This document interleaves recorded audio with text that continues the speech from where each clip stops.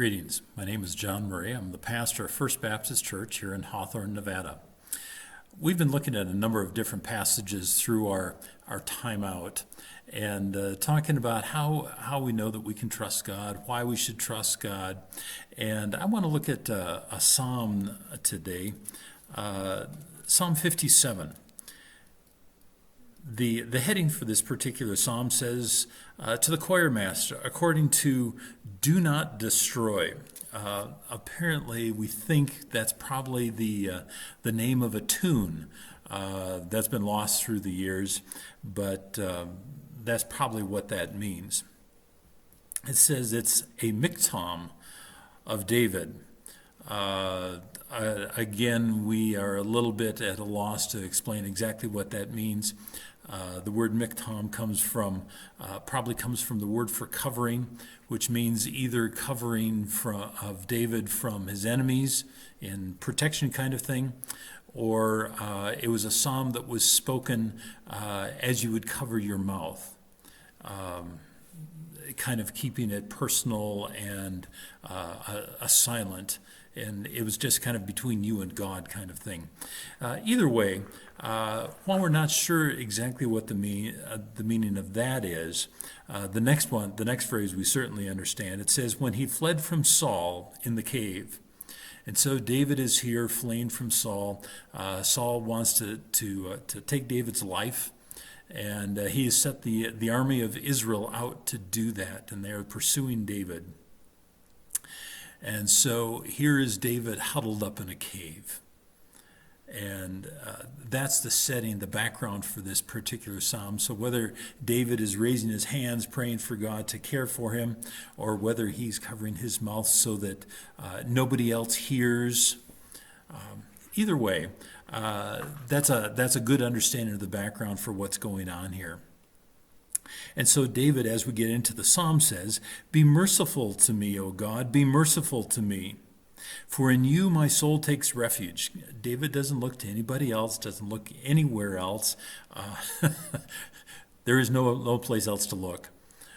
David did try the Philistines, and that didn't work out well at all. David tried his own creativity and ability to lie and twist a situation to his own benefit, and that didn't work out well either.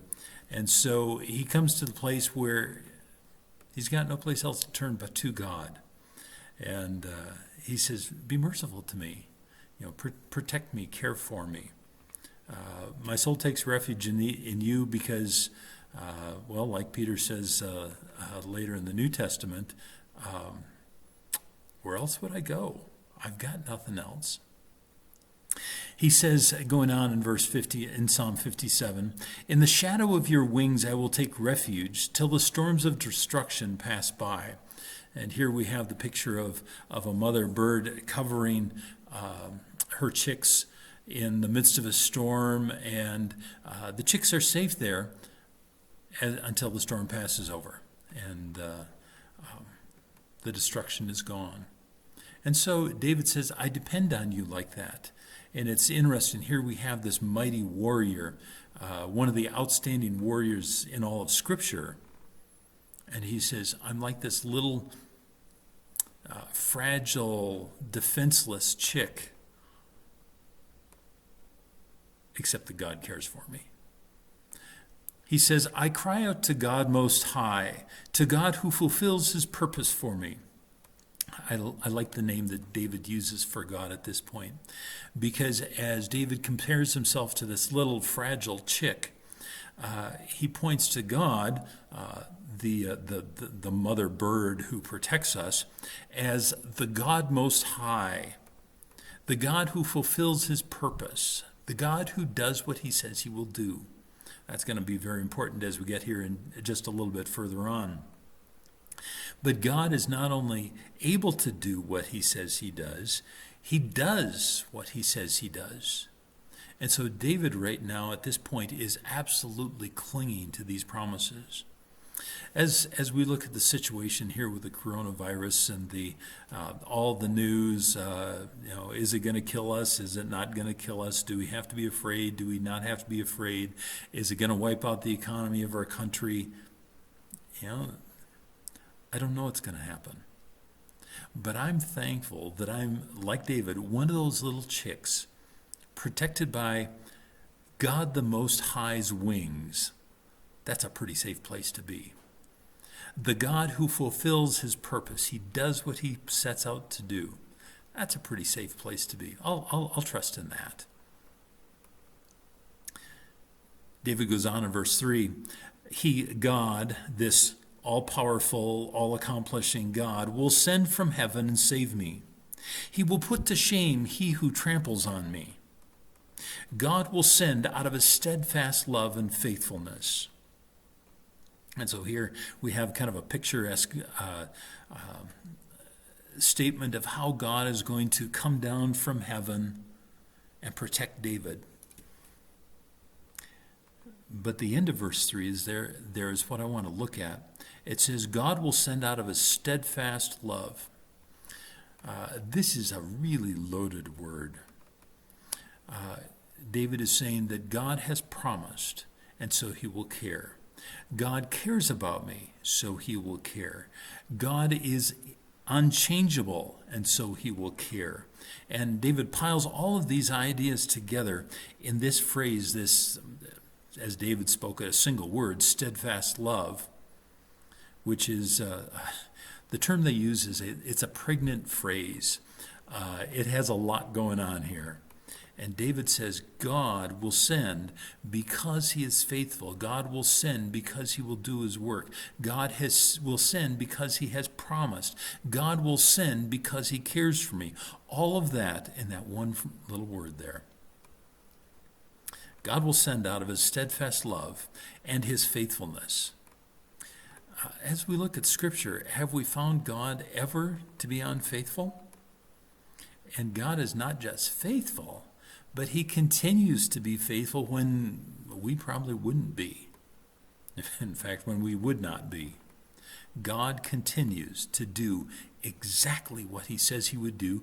God continues to do exactly what he promised he would do.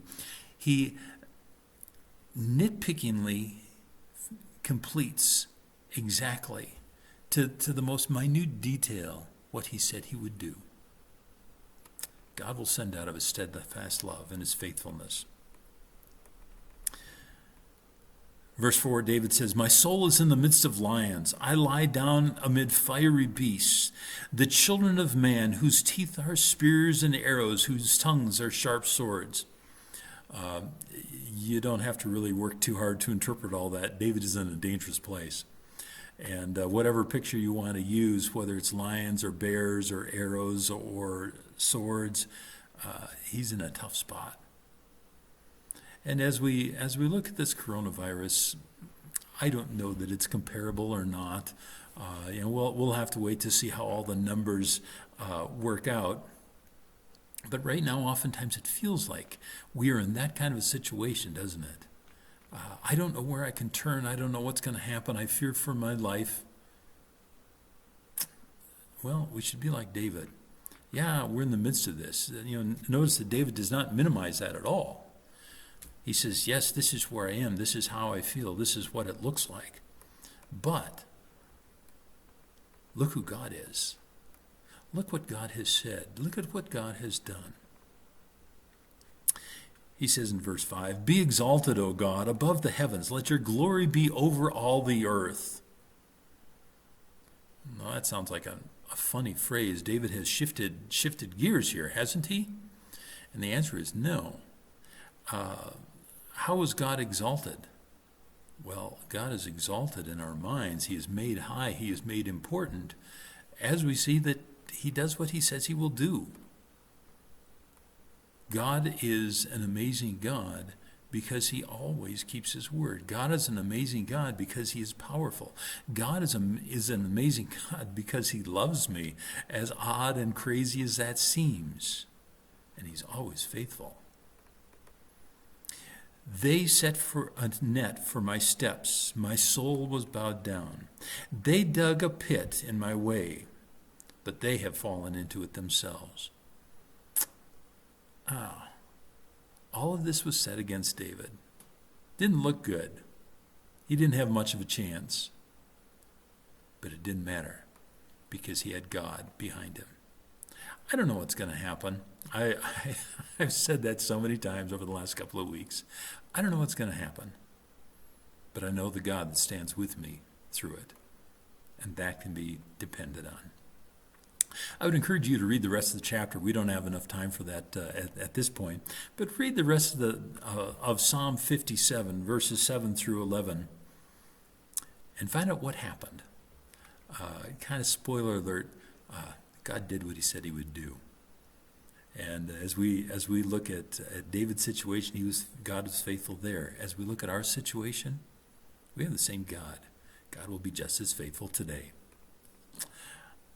I do look forward to getting together with some of you next week as we begin to have Bible studies, very small ones, but we're going to be looking at some good things on Monday and Wednesday and Thursday night. Make sure you sign up for those. Give me a call, text me, email me, send a carrier pigeon. Let me know, and we'll get you taken care of. And see you next week. And then hopefully at the beginning of June, we'll be able to meet all together again. God bless you. Pray that God will continue to take care of you. Pray that God will continue to meet your needs. We'll talk again soon.